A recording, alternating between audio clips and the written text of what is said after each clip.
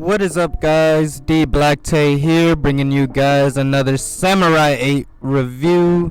And today we're gonna be talking about chapter 40. And oh boy, this was a fantastic chapter. I've reread it like four times now, and it's a 10 out of 10. Ain't no way to put it. So let's just hop right into this chapter. So we leave off with Hanaichi and Daruma. And so Hanaichi, Daruma, and Ata. So the world of death is basically Ata creating a space and whatnot that cuts off H particles in that void. So it's like a void space, and that's where Hanaichi and Daruma currently are right now. And so in the paneling, it was really good. You just see the H particles depreciating from them. So that was pretty dope. That was really interesting. So yeah, we got that. So they apparently are like far away from where Ata is right now, and where Daruma and where Hachimaru and Goku are right now. And apparently, as Ata points out, that space has voids in it where there are no H particles, and that there are places in space that also have splitting and cutting of atoms. So it's not just samurai that have it, it's a normal part of the environment and the world. So that's pretty interesting, more world building and stuff like that. So the next stuff we get, and I'm probably going to keep this real quick because this was a really good chapter. I just want to get into the comments, and I want to go watch the Samurai 8 podcast, so I'm gonna just keep it real quick. But everyone's freaking out. Goku, Hachimaru, all of them, they're freaking out on the ship. They're like, yo, we gotta get out of here. Ichigo is like, if we don't get out of here, we're all gonna die. I think that happened like later in the chapter, but they're all freaking out that Daruma and Hanaichi are gone, right? And so Ata, he uses Cap Beckoning to pull them in, to pull Hachimaru and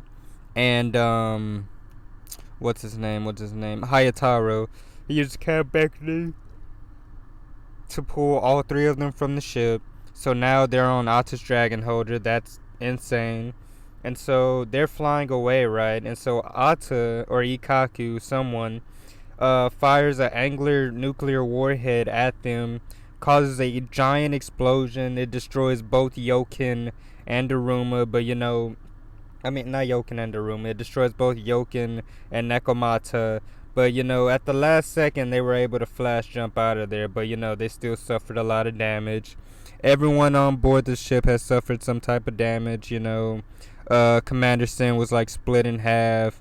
Goku had his armor on, and stuff like that. So I think Sin took the brunt of the damage, but all the everyone else was basically fine. So they basically warped into some faraway space. That happened in the chapter. I wonder if they're gonna be able to locate Daruma and Hanaichi. And maybe that's the purpose of the warp. But let's keep going with this. Oh my god. So Hachimaru, he sees the explosion. He gets upset. He charges in. Then Ata, he goes in. He notices that Hachimaru has the white blade because Anne's praying for him and whatnot. And then Ata, he comes in. He uses Kongo Yasha style wave something. I forgot the name of the technique, but it's I think it's like wave whirlwind or something like that.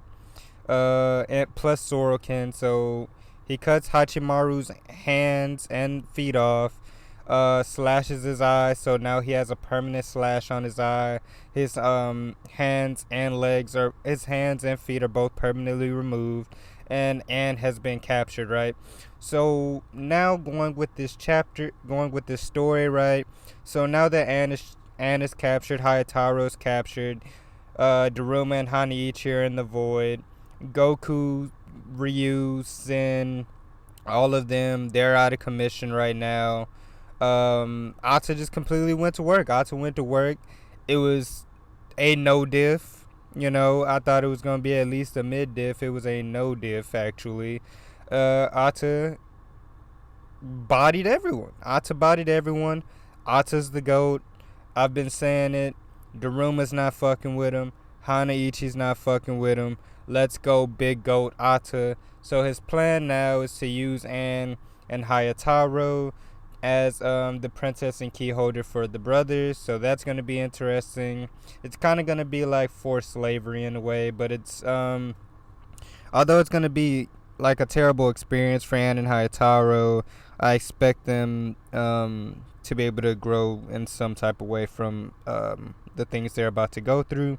So the latter parts of the chapter, just to wrap up this review, we get Hachimaru. He is now locked up. He's imprisoned by Ata, and he says that you are going to be a body, or you're gonna be a training dummy. Basically, you're gonna be a training dummy. You're gonna be able to we're gonna test our weapons out on you, and you're gonna be here forever. And so he basically tells Hachimaru that as long as you have hope, cling to hope, because that is what allows a samurai to get stronger, right? I mean, well, not to get stronger, but to not die, basically. And so he takes the key from Hachimaru. He's ready to open Mandala's box now. I'm not sure if they actually have the box with them. I'm sure the box is like with collar or something. I'm pretty sure they don't just have Ata riding around with the box. But Ata mentions something very interesting, very, very interesting. He says that since you and Anne have a strong bond, it means that you won't just die from nothing, right? And so he basically says that, like, as long as you have hope and courage, you'll be able to survive, right? And he says that's perfect because we're now going to use you as a training dummy, right? And so now he starts talking about this beautiful samurai named Hana. And he says that this beautiful samurai, like Hachimaru, was placed in a similar state for a long period of time. And when Ata's talking to Hachimaru, he says over a long period of time, over an unspecified amount of time, you will be locked here and your love for Anne will slowly waver, right? And so he says that Hana, my bad, she was placed in this similar state and she survived for a long time because she lived and survived because her dream, her samurai calling, was to protect her insolent little brother who was a samurai, right? So I'm assuming that is Ata because in the previous chapters or at the beginning of the series when Ata first pulled up, Daruma's like, do you think that this is what Hana wants, right?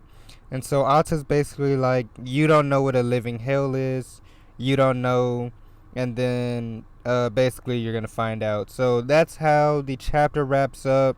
Well, not the chapter wraps up. So Ata leaves. He has the key now. He can give the power to the 7 brothers. Hachimaru is now keyless. He is basically back into the state that he was in chapter 1, so I love that callback. 39 chapters in, and chapter 1 is still so very important. And let's not forget why those early chapters are a banger. We got Nanashi pulling up, not Anne's Nanashi, not her brother. I'm talking about Big Goat Nanashi, number 2 on the planet in the video game. Nanashi's the GOAT. So apparently they're samurai. They have their samurai soul out. He has a Chimera Griffin style key holder. It looks sick. And right now he's flying over Ata's dragon holder that is currently flying away. So that was how the chapter ended. Chapter was pure hype. Chapter was definitely a 10 out of 10. If you think anything less, you're crazy. Let me know what you guys think down below. Make sure you guys like this video. Make sure you guys comment. Make sure you guys subscribe for more content because Samurai 8 is starting to pick up. So I'm really glad to see where this Nanashi stuff goes. I'm really happy to see where this Hachimaru stuff goes. I'm just really excited at what the current state of the story is. Let me know where you guys think we're gonna go. How do you think Daruma and Hanaichi are gonna break out, or do you think they're gonna break out of that void space that they're in? And what do you think is gonna happen to the main group now that they're separated? Do you think that Commander Sin's gonna call for backup or something? Let me know what you guys think down below. Again, so I'll be catching you guys in the next one. Peace.